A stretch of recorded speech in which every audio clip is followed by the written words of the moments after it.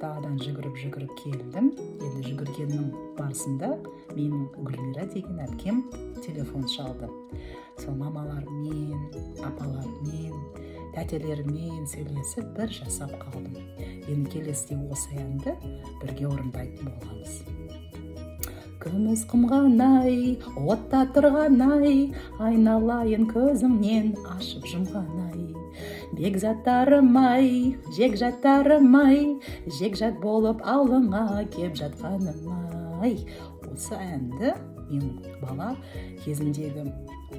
шағымдағы кезімде бала болып, кішкентай бала болып, мына әкем осы ауылға, Нарынқолға, Парсезге барған кезінде тойларда айтатын ән ғой.